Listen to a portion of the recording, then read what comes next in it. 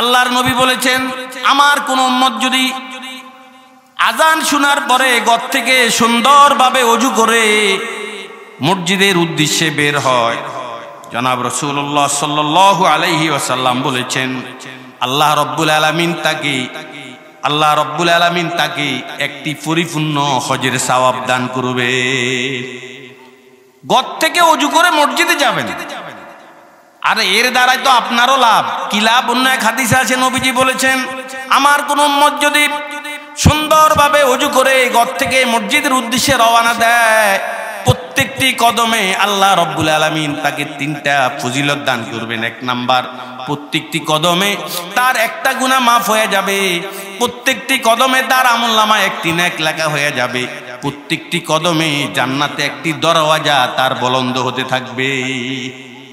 সুন্দরভাবে ঘর থেকে ওযু করে বের হবেন, কত নসিবের কথা। চেষ্টা করবেন মসজিদের পানি সাশ্রয় হবে, মসজিদের পানিও কমবে। আল্লাহ না করুন ওযু অবস্থায় যদি আপনি মৃত্যুবরণ করেন, আল্লাহ রাব্বুল আলামিন আপনাকে শাহাদাতের মর্যাদা দান করবে। কত দুর্ঘটনা সড়কে ঘটে। লা ইয়াদুমু আলা তাহারা ইল্লাল মুমিন, ঈমানদার ওরাই সব সময় ওযু অবস্থায় থাকে। চেষ্টা করবেন সব সময় ওযু অবস্থায় থাকার জন্য। গাড়িতে উঠবেন সুন্দরভাবে ওযু করে, গাড়িতে উঠবেন, ঘর থেকে বের হবেন সুন্দরভাবে ওযু করে, ঘর থেকে বের হবেন। যখন শুইতে যাবেন সুন্দরভাবে ওযু করে শোয়ার চেষ্টা করবেন, সর্বাবস্থায় ওযু অবস্থায় থাকবেন। এটা ঈমানদারের একটা কিন্তু বৈশিষ্ট্য। তাহলে আসুন ভাইরা, আমরা ওযু করে ঘর থেকে বের হব। নবীজি বলেছেন, আমার কোন উম্মত যদি ওযু করে ঘর থেকে মসজিদের উদ্দেশ্যে রওনা দেয়, আল্লাহ রাব্বুল আলামিন তাকে একটি হজের সওয়াব দান করবে। আর ভাই ওযু তো আপনাকে করা লাগবে, মসজিদে গেলেও তো করা লাগবে, তো ওযুটা আমরা ঘর থেকে করি। এই গেল 3 নাম্বার আমল। 4 নাম্বার আমল হজ এবং উমরার। আল্লাহর নবী বলেছেন, আমার কোন উম্মত যদি দ্বীন ইলম শিখার জন্য অথবা শিক্ষা দেওয়ার জন্য মসজিদে গমন করে, আল্লাহ রাব্বুল আলামিন তাকে একটি হজের সওয়াব দান করবে। মসজিদে যাবেন কেন? দ্বীন শিখবেন অথবা দ্বীন শিক্ষা দিবেন। যেমন ধরুন আপনাদের মসজিদে তাবলিগ জামাত এসেছে, আপনারা গিয়েছেন কেন? দ্বীন শিখবেন, একটা মাসলা মাসাইল শিখবেন। এই দ্বীন শিখার উদ্দেশ্যে আপনি মসজিদে গিয়েছেন। আর ওরা এসেছে কেন? আপনাদেরকে দ্বীন শিখাবে। জুমার দিন আমরা মসজিদে যাই, আমরা দ্বীন শিখাবো। আর মুসল্লিরা আসে কেন? ওরা দ্বীন শিখবে, মাসলা মাসাইল শিখবে। যাই হোক, আল্লাহর নবী বলেছেন, দ্বীন শিখার জন্য হোক অথবা দ্বীন শিক্ষা দেওয়ার জন্য হোক, আমার কোন উম্মত যদি মসজিদে প্রবেশ করে, আল্লাহ রাব্বুল আলামিন তাকে একটি হজের সওয়াব দান করবে। এই জন্য মসজিদে কোনো ধর্মীয় অনুষ্ঠান যখন হয়, আমি যখন জানবো, আমরা সেখানে সশরীরে অ্যাটেন্ড করার চেষ্টা করব। 5 নাম্বার আমল, ভক্তি ও শ্রদ্ধার সাথে মাতা পিতার খেদমত করা। ক্বালা রাসূলুল্লাহ সাল্লাল্লাহু আলাইহি ওয়াসাল্লাম, মা মিন ওয়ালাদিন বাররিন ইয়ানজুরু ইলা ওয়ালিদাইহি নাজরাতা রাহমা ইল্লা কাতাবাল্লাহু লাহু বিকুল্লি নাজরাতিন হাজ্জাতান মাবরুরা। ক্বালু ওয়া ইন নাজরা মিয়াতা মাররা, ক্বালা নাআম, আল্লাহু আকবার ওয়া আতিয়াব। আল্লাহর নবী জনাব মুহাম্মদুর রাসূলুল্লাহ সাল্লাল্লাহু আলাইহি ওয়াসাল্লাম বলেছেন, আমার কোন উম্মত যদি ভক্তি শ্রদ্ধা এবং ভালোবাসার সাথে তার মায়ের চেহারার দিকে একবার তাকায়, আল্লাহ রাব্বুল আলামিন তাকে একটি কবুল হজের সওয়াব দান করবে। সাহাবায়ে কেরাম বলেছেন, ইয়া রাসূলুল্লাহ, কেউ যদি তার মায়ের চেহারার দিকে 100 বারও তাকায়, তাহলে তার লাভ কি হবে? নবী বলেছেন, সাহাবী তুমি কি বলো? সওয়াব দিবেন আল্লাহ, আর আল্লাহর ধনভাণ্ডারে সওয়াবের কোনো অভাব নেই। তুমি কি বলো? 100 বলে এখানে আধিক্য বোঝানো হয়েছে। তার মানে কোন উম্মত যদি ভক্তি শ্রদ্ধার সাথে 500 বারও তার মায়ের চেহারার দিকে তাকায়, আল্লাহ রাব্বুল আলামিন 500 কবুল হজের সওয়াব তাকে দান করবেন। যাদের মাতা পিতা জীবিত আছে, বিশেষ করে মা, ওরা কত বড় ভাগ্যবান। আরে টাকা জোগাড় করতে পারেন না হজ করার জন্য, 6 থেকে 7 লক্ষ টাকা লাগে বর্তমানে। যেতে পারবেন? সে অর্থ আমাদের অনেকের কাছেই নেই। কিন্তু রে ভাই, যদি ভক্তি শ্রদ্ধা আর ভালোবাসার সাথে মায়ের চেহারার দিকে তাকান, এই মা আমাকে 10 মাস 10 দিন পেটে ধারণ করেছে, 24 মাস এই মায়ের স্তন থেকে দুধ চুষিয়ে আমি বড় হয়েছি। 7 বছর পর্যন্ত আমার মা আমার জন্য কোনো সুখ পালন করতে পারে নাই, গ্রহণ করতে পারে নাই। এই ধরনের জিনিস মাথায় রেখে যদি ভক্তির সাথে কোনো সন্তান তার মায়ের চেহারার দিকে তাকায়, আল্লাহ রাব্বুল আলামিন প্রত্যেকটি নজরে একটি করে কবুল হজের সওয়াব তাকে দান করবে।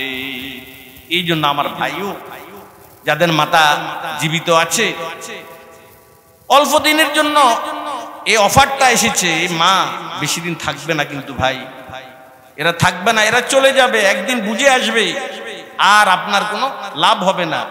ভাইও আমার মা দুনিয়া থেকে চলে গেছে 2022 সালে। আমার এই সওয়াবের আর কোনো আশা নাই, আমি পাবো না, আমার দ্বারা আর সম্ভব হবে না। কিন্তু আপনাদের যাদের মা জীবিত আছে, আপনারা এখনো পারবেন। আপনার মা একবার বুড়ো হয়ে আছে, কুজু হয়ে আছে, খবরদার কখনো মাকে বোকা বলবেন না। আমার মা কিছুই বুঝে না, আমার মা কিছুই জানে না, নিজের কোনো বিজ্ঞান, কোনো প্রযুক্তি, কোনো জ্ঞান মায়ের সামনে প্রকাশ করবেন না। একটা শিশু বাচ্চার মতো মায়ের সামনে বসে থাকবেন। আপনার কোনো ডিগ্রি, আপনি বহুত বড় MBBS, সেটা মাকে বুঝাবেন না। একটা শিশু বাচ্চার মতো মায়ের সামনে বসে থাকবেন, বোকা সেজে বসে থাকবেন। যখন কোথাও যাবেন, মাথাটাকে মায়ের সামনে চুকি দিয়ে বলবেন, মা আপনি আমার জন্য দোয়া করুন। যদি মায়ের দোয়া আপনার কাছে থাকে, আল্লাহ রাব্বুল আলামিন অনেক বড় বিপদ থেকে আপনাকে আল্লাহ রক্ষা করবে, যদি মায়ের দোয়া থাকে। আল্লাহ, আপনারা কোরআনে কারিমের একটা ঘটনা শুনেছেন, ইন্না আসহাবাল কাহফি ওয়ার রাকিমি কানু মিন আয়াতিনা আজাবা। এই আয়াতের মধ্যে আল্লাহ রাব্বুল আলামিন 2 সম্প্রদায়ের ঘটনার দিকে ইঙ্গিত করেছেন। আসহাবে কাহাফ, ওরা 7 জন নওজওয়ান গর্তের ভিতরে 309 বছর ঘুমিয়েছেন, এরা হলো আসহাবে কাহাফ। আসহাবে রকিম কারা? আল্লাহ পাক তো ইন্না আসহাবাল কাহফি ওয়ার রাকিম, আসহাবে রকিম কারা? আবু দাউদ শরীফের হাদিসে আছে, হাদিসের বিভিন্ন কিতাবে এই ঘটনাটা আছে। 3 জন বনি ইসরাইল, আল্লাহর নবীর আবির্ভাবের আগে 3 জন বনি ইসরাইল, ওরা পাহাড়ি পথ দিয়ে কোথাও যাচ্ছিল। হঠাৎ কঠিন ঝড়ে ওরা আক্রান্ত হয়ে গেল। ঝড়ের থাবা থেকে বাঁচার জন্য ওরা গুহায় আশ্রয় নিয়েছে। একটা গুহায় আশ্রয় নেওয়ার সাথে সাথে আল্লাহর হুকুম, বিশাল একটি প্রস্তর খণ্ড ওদের গর্তের মুখে পড়ে গর্তের মুখ বন্ধ করে দিল। বাঁচার জন্য ঢুকেছে গর্তের ভিতরে, এখন আরো বড় বিপদ আসলো। বিশাল পাথরের টুকরো ওদের গর্তের মুখে এসে বসে গেছে, আর বের হওয়ার কোনো কায়দা নাই, অন্ধকার হয়ে গেছে একজন আরেকজনকে।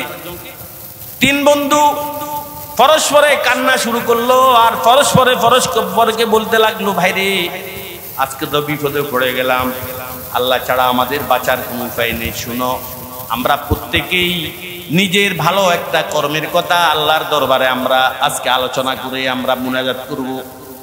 একজনে মুনাজাত করব, 2 জন এভাবে আমিন আমিন বলতে থাকবো। এই 3 বন্ধুর মধ্যে এক বন্ধু হাত তুলে বলেছেন, ওগো আল্লাহ, আমার এক ফাল ছাগল ছিল, ওগো আল্লাহ, আমি এই ছাগলের দুধ দহন করে সর্বপ্রথম আমার মাকে পান করাইতাম, তারপর আমার সন্তানদেরকে পান করাইতাম। আল্লাহ, আজকে দুধ দহন করতে একটু দেরি হয়ে গেল। দুধের পেয়ালা নিয়ে যখন বাড়িতে ঢুকলাম, দেখলাম আমার মার ঘুম চলে আসছে। দুধের পেয়ালা নিয়ে আমি, ওগো আল্লাহ, মায়ের শিয়রের পাশে দাঁড়িয়ে রইলাম। ওইদিকে আমার সন্তানেরা ক্ষুধার জ্বালায় আমার পায়ে পড়ে চটপট শুরু করতে লাগলো। কিন্তু আমার নিয়ম, আগে মাকে খাওয়াই, তারপর সন্তানদেরকে খাওয়াই। কিন্তু আজকে তো মায়ের ঘুমের কারণে মাকে খাওয়াতে পারছি না। তথাপি সন্তানের কাকুতি মিনতি আহাজারের দিকে আমি ভ্রুক্ষেপ করি নাই। ওগো আল্লাহ, সারা রাত মায়ের শিয়রের পাশে এই দুধের পেয়ালা নিয়ে দাঁড়িয়ে রয়েছি। আল্লাহ, এই আমলটা যদি তোমার পছন্দ হয়ে থাকে, কঠিন বিপদের দিন আজকে আমাদের মুক্তির ব্যবস্থা করে দাও। এই দোয়ার সাথে সাথে হাদিসে আছে রব্বুল আলামিন পাথরের 3 খণ্ডের 1 খণ্ড গর্তের মুখ থেকে সরিয়ে দিলে।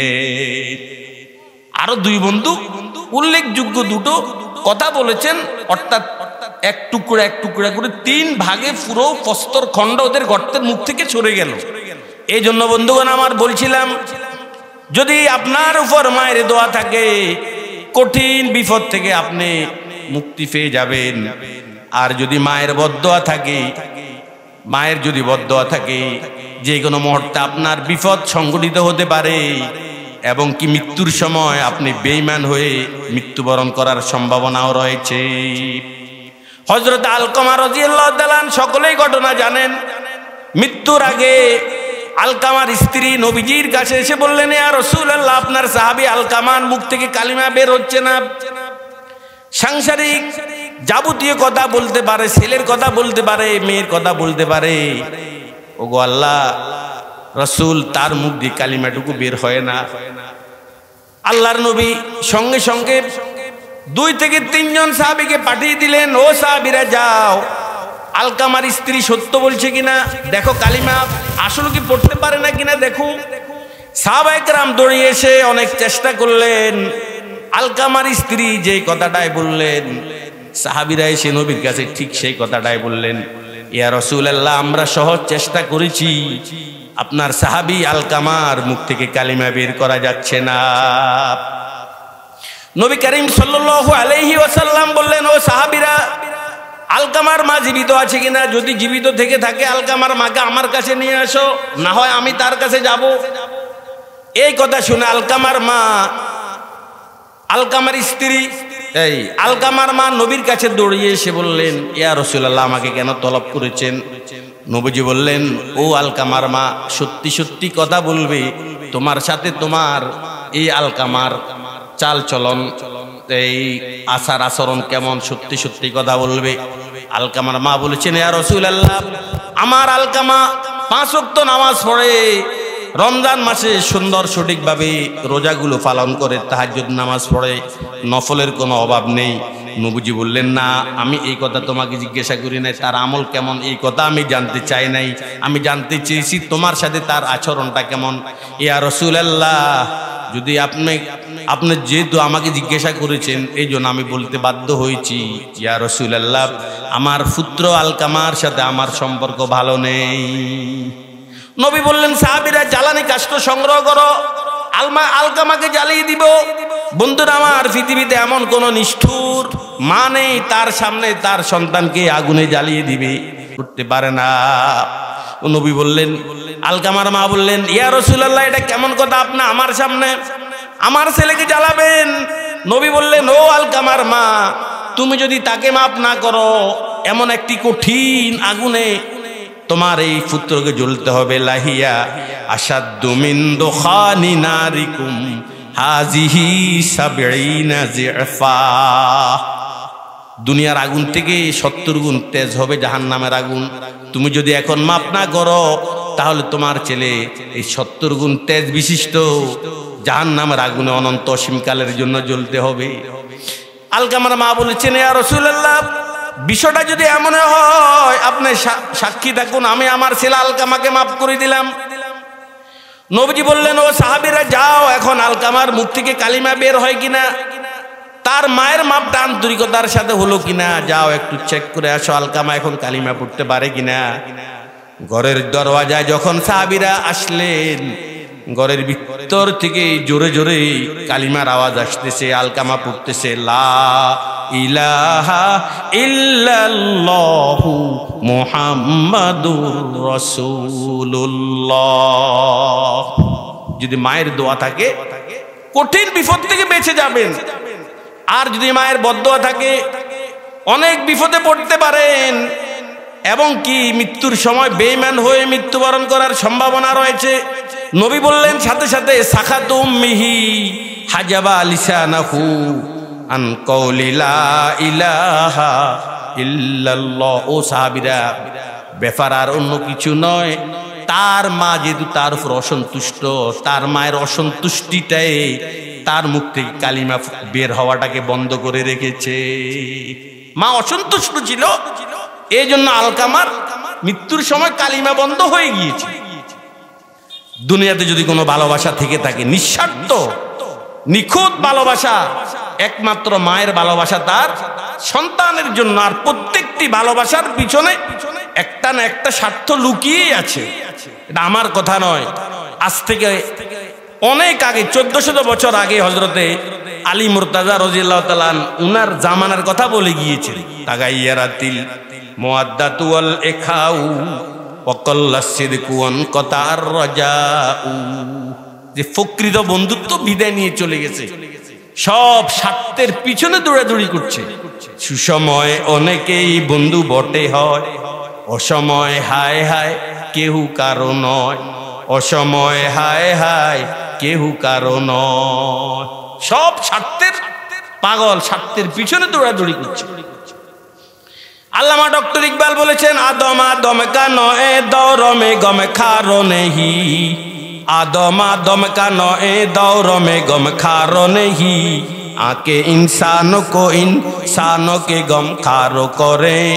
दोस्त ज़ाहिर चू चमन के है यो बातिन में आदू, दोस्त ज़ाहिर चू चमन के है यो बातिन में आदू, जिंदगी उनकी चमन जार में दुश्वारो करे, जिंदगी उनकी चमन जार में दुश्वारो करे।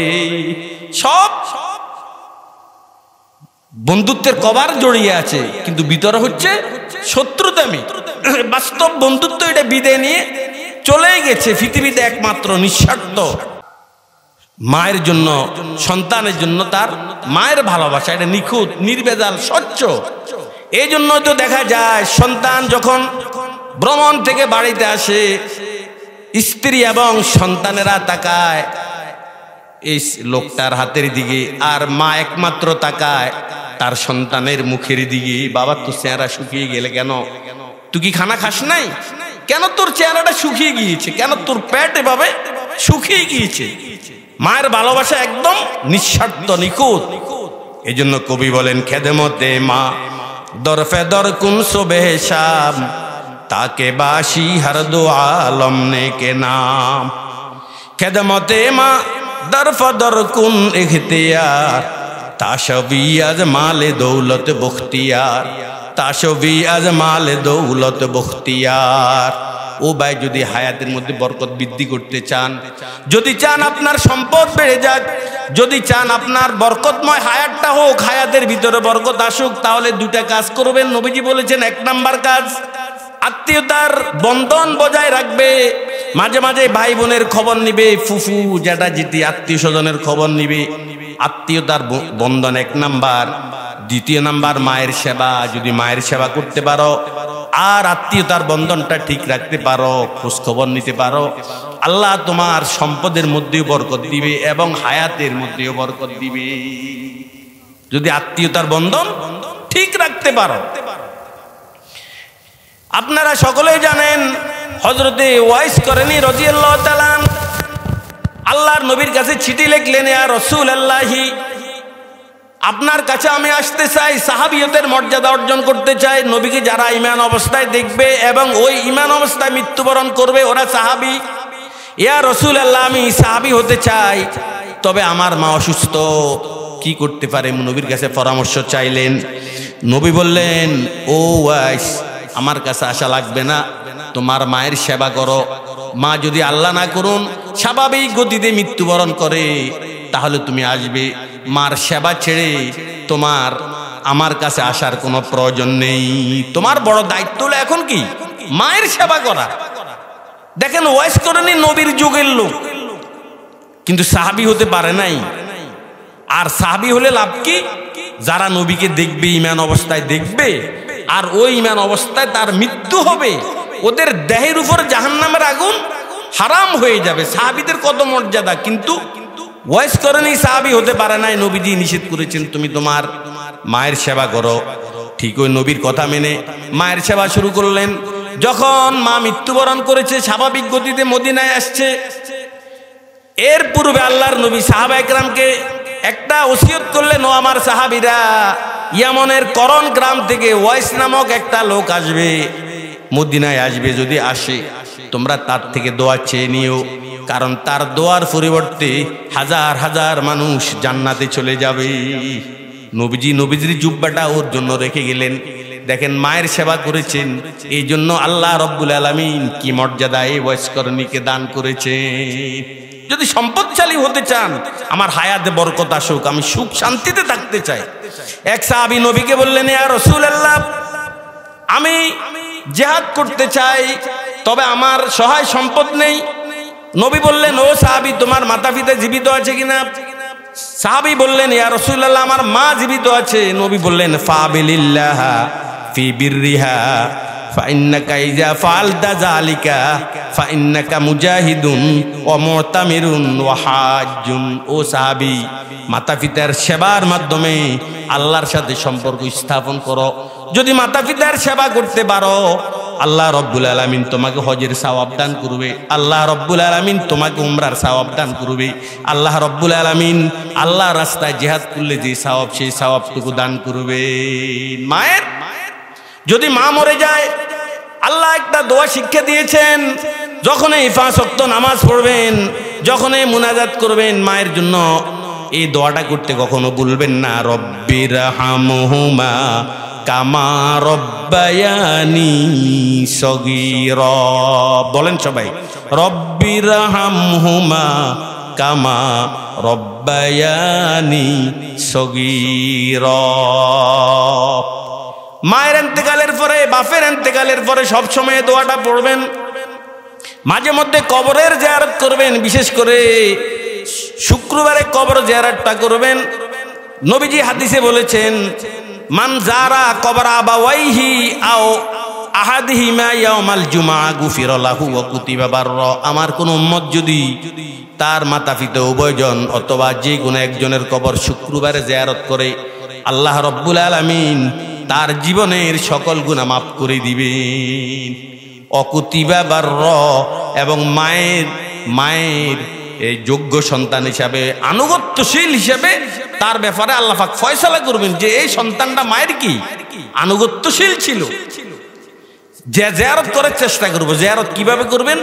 কবরস্থানে গিয়ে সূরা ফাতিহা পড়বেন, 3 বার সূরা ইখলাস পড়বেন, যারা পারেন সূরা আল হাকুমুত তাকাসুর পড়ে আল্লাহকে বলবেন, আল্লাহ আমি যা কিছু পড়েছি তার ভুল ত্রুটি ক্ষমা করে তার পূর্ণ সওয়াব আমার মাতা পিতার আমলনামায়, শ্বশুর শাশুড়ির আমলনামায় পৌঁছিয়ে দাও। ও যুবক, যদি আপনি বিদেশ থাকেন, ঢাকাতে থাকেন, দৈনিক নোয়াখালীতে আসা আপনার পক্ষে সম্ভব না হয়, কোনো টেনশন করবেন না। দৈনিক একটা সময় বের করে নেবেন, নির্জনে সুন্দরভাবে সূরা ফাতিহা পড়বেন, সূরা ইখলাস পড়বেন, সূরা তাকাসুর পড়বেন, কোরআনের আরো যা যা পারেন পড়ে একসাথে বলবেন, আল্লাহ নোয়াখালীতে আমার আম্মাকে দাফন করেছি, মেহেরবানি করে তুমি এই তেলাওয়াতকৃত সূরাগুলোর সওয়াব আমার আম্মা আব্বার আমলনামায় পৌঁছে দাও। বলতে দেরি, ওদের কবরের সওয়াবগুলো আসতে কি। মহিলারা অনেক সময় কবরের পাশে আছে, মাগো আপনাদের জন্য এটা হারাম, জায়েজ নাই। নবীজি যে সমস্ত মহিলারা কবর জিয়ারত করার জন্য কবরের পাশে আছে, নবীজি ওদেরকে অভিসম্পাত করেছেন, মা আপনাকে কবরের কাছে আসার প্রয়োজন নেই। আপনি সব সময় ঘরে যখনই সূরা ইয়াসিন পড়বেন, কোরআনের 1 খতম পড়েন আর 1 পারা পড়েন, পড়া শেষ করে কোনো হুজুরের কাছে মুনাজাত করা লাগবে না। আপনি পড়াটা পড়ে নিজে নিজে বলবেন, আল্লাহ আমি কোরআনের যে অংশটুকু পড়েছি ভুল ভ্রান্তি ক্ষমা করে তার সওয়াবগুলো আমার আম্মা আব্বার আমলনামায় পৌঁছে দাও। সাথে সাথে এটা ফ্লাক্সি লোডের মতো, আপনি সাতারপাইয়া বাজার থেকে বিরামপুর মোবাইল দেখিয়ে গেছেন, নাম্বার যদি অ্যাকুরেট হয়, সাতারপাইয়া বাজারে যদি টাকা ঢুকান আপনার মোবাইলে বিরামপুর টাকা আসবে না?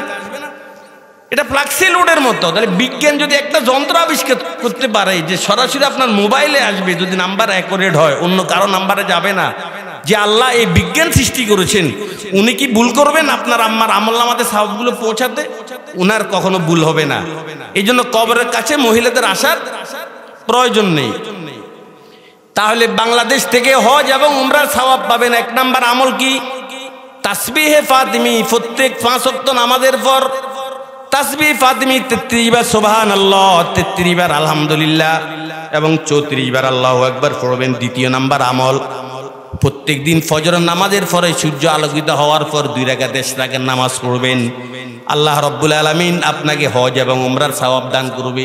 তৃতীয় নাম্বার, ফরজের নামাজ পড়ার জন্য ঘর থেকে ওযু করে মসজিদের উদ্দেশ্যে রওনা দিবেন। সব সময় ওযু ঘরে করার চেষ্টা করবেন। ঘরে ওযু করে যদি মসজিদের দিকে রওনা দেন, হজের সওয়াব। তৃতীয় নাম্বার, দিন শিখার জন্য অথবা শিখানোর জন্য যদি মসজিদে যান, আল্লাহ রাব্বুল আলামিন আপনাকে হজের সওয়াব দিবে।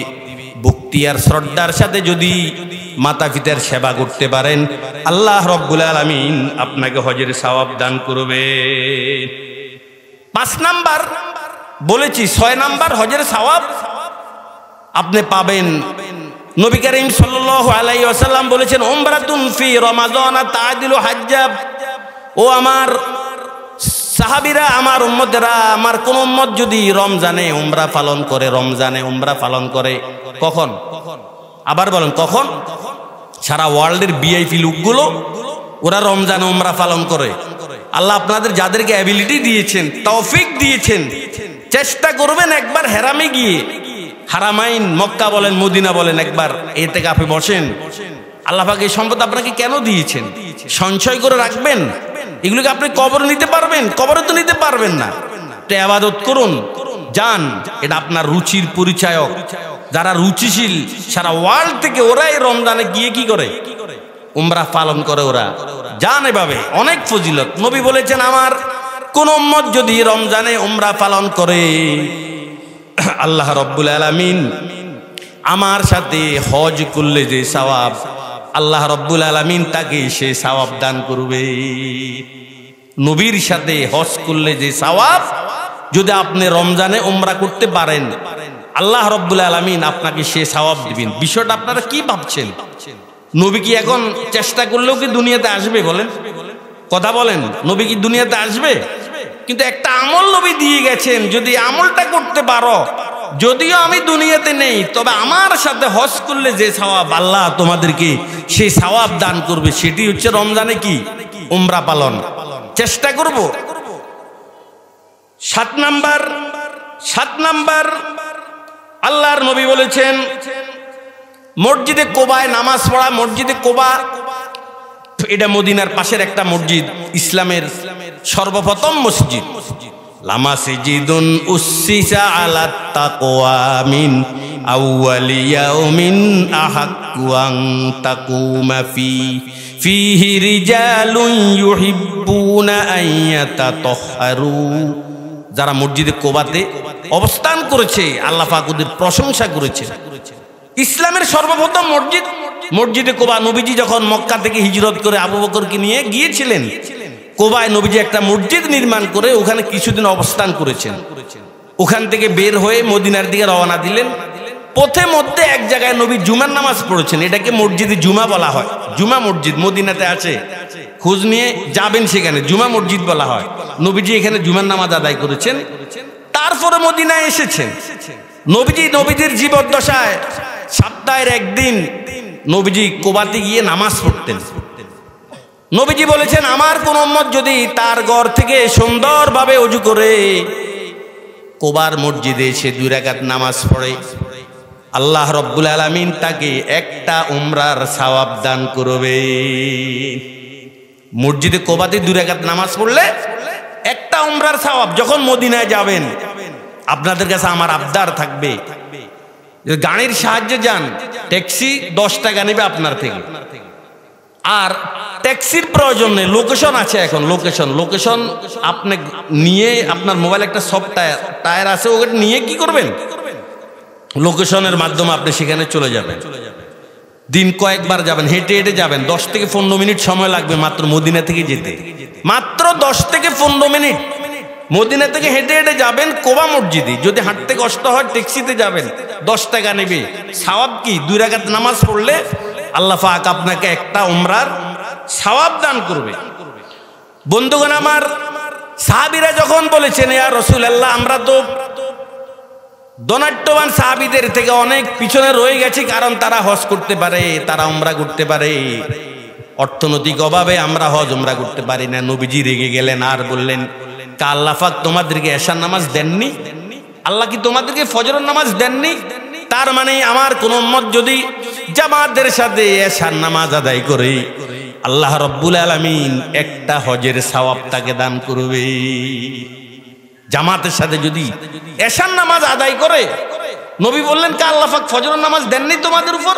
তার মানে আমার কোন উম্মত যদি ফজরের নামাজ জামাতের সাথে আদায় করে, আল্লাহ রাব্বুল আলামিন একটা উমরার সওয়াব তাকে দান করবে। কত বড় ফজিলত! এই এশার নামাজ আর ফজরের নামাজ এটা মুনাফিকদের উপরে খুব কষ্ট, খুব কঠিন হয়। কারণ মুনাফিক ভিতরে তো লৌকিকতা বেশি, ওরা নামাজ পড়ে অন্যকে দেখানোর জন্য। আর এশারের সময় আর ফজরের সময় থাকে অন্ধকার, অন্যকে নামাজ দেখাইতে পারে না, এই জন্য ওদের উপরে এই নামাজ খুব কষ্টকর। নবীও বলেছেন, আর নবী অনেক ফজিলত বর্ণনা করেছেন। আমার কোন উম্মত যদি এশারের নামাজ জামাতের সাথে আদায় করে, অর্ধরাত ইবাদতের সওয়াব আল্লাহ পাক তাকে দান করেন। আর যদি ফজরের নামাজও জামাতের সাথে আদায় করেন, আল্লাহ রাব্বুল আলামিন গোটা রাত ইবাদত করলে যে সওয়াব, সেই সওয়াবটুকু তাকে দান করে। কত সহজ হজ উমরার সওয়াব, এটা কত সহজ। শুধু এশারের নামাজ পড়েছেন আর ফজরের নামাজ পড়েছেন, ঘুমিয়ে যান। কারণ ওয়াজআলনা নাওমাকুম সুবাতা, আল্লাহ পাক ঘুমকে আরামদায়ক বানিয়েছেন। ঘুমান, কোনো অসুবিধা নেই। ঘুমাইলে শরীরের ভিতরে সজীবতা আসবে, মন মানসিকতা ভালো থাকবে, ইবাদতি স্পৃহা আসবে। এশার নামাজ পড়েছেন আর গল্প গুজবের প্রয়োজন নেই, ঘুমিয়ে যান। টাইম মতো আবার ফজরের নামাজ পড়েন, আপনি ঘুমাইলেন সারা রাত। আল্লাহ পাক কত বড় দয়ালু, সারা রাত জাগ্রত থেকে ইবাদত করার সওয়াব আপনার আমলনামায় লিখে দিবে। কত বড় সওয়াবের কাজ! এই জন্য আমার ভাইও, আমি আপনাদের সম্মুখে 8টি আমলের কথা বলেছি। এই 8টি আমল যদি আপনি বাংলাদেশে থেকেও করতে পারেন, আল্লাহ রাব্বুল আলামিন আপনাদেরকে হজ এবং উমরার সওয়াব দিবেন। আর যারা ধনী ওরা তো ওখানে গিয়ে হজ উমরা করে, আমরা যারা গরিব বিকল্প একটা আমলের প্রয়োজন আছে না? নবী তো দয়ালু, ইচ্ছা করলে নাও তো দিতে পারতেন, কিন্তু দয়া করে 8টি আমল আমাদেরকে দিয়েছেন। আর এই 8টি আমল এত যে সহজ, ইচ্ছে করলে প্রতিটি মানুষ করতে পারে। কে আছে এমন যে নামাজের পরে তাসবিহ ফাতিমি পড়তে পারবে না? আপনার এমন কি ব্যস্ততা বলেন, এমন কি আহামরি সমস্যা হবে, সময় নষ্ট হবে?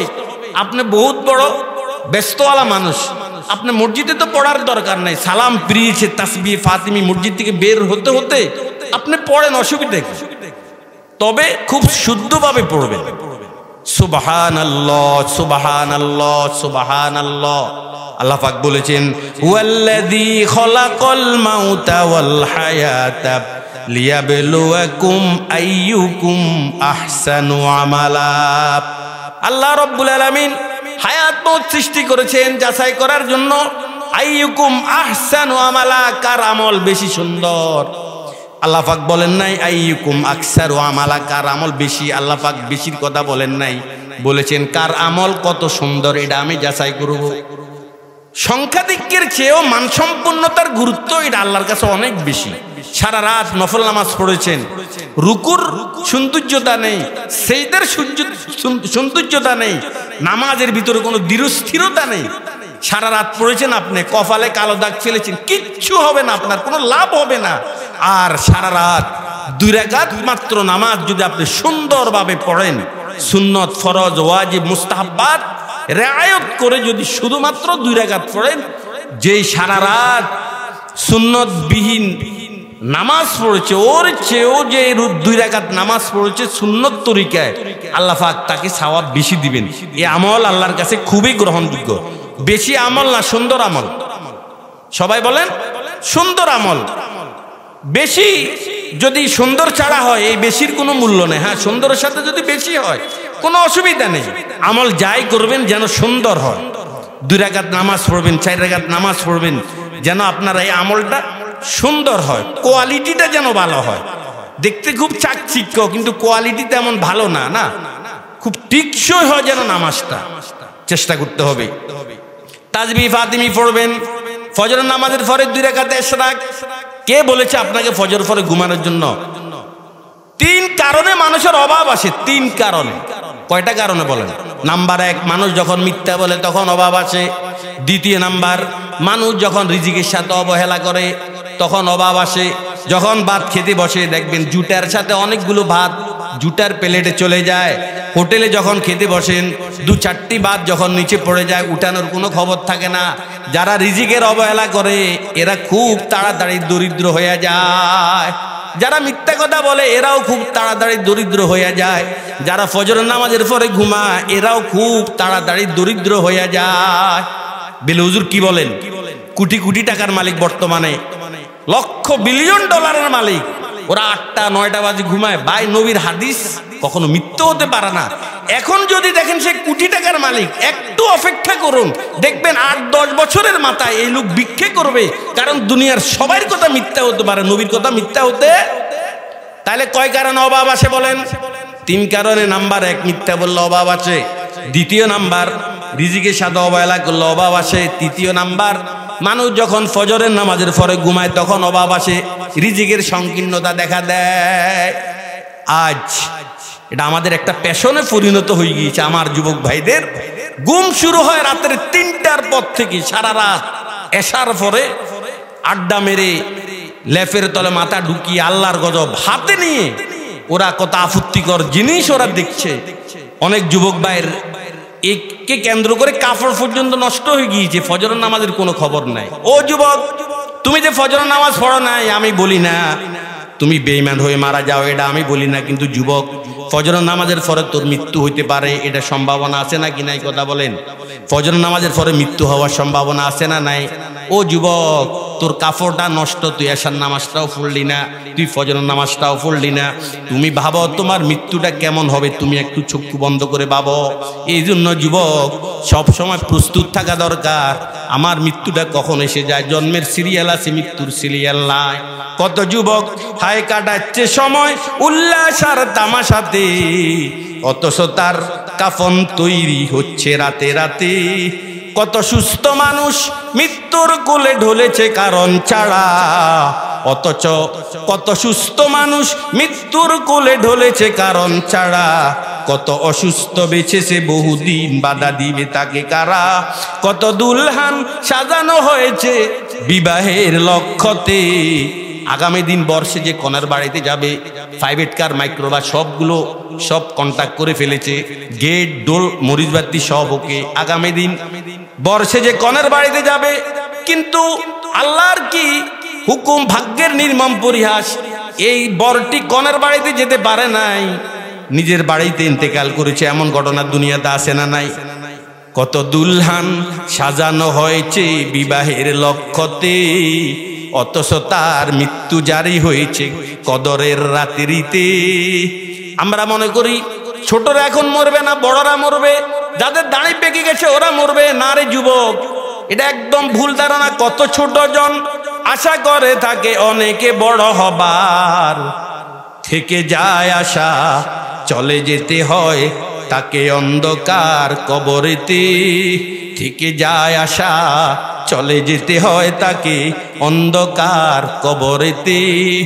ऐसा কেনে কসরে কুহান दुनिया का मुद्दे वाना बन, अरे उकबा का कुछ कर ले जतन, छोड़ेगा एक दिन ये वतन। ये दारे फानी गुलसिता हो जाएगी एक दिन ये खजा, उस पर न हो तकिए गुना चंदे रोजा ये चमन। ये तुम्हारा माल दौलत, ये तुम्हारा माल दौलत, ये तेरा शाही महल, या तो उसको छोड़ देगा या तुझे छोड़ेगा वो, या तो उसको छोड़ देगा या तुझे छोड़ेगा वो। এজন্য আমার ভাইরা, মৃত্যু কখনো আপনাকে বলে আসবে না, কল করে আসবে না। সময় হলে হাজির হব তোমার নিকট আমি, সময় হলে হাজির হব তোমার নিকট আমি। এর জন্য সব সময় আমাকে প্রস্তুত থাকা দরকার।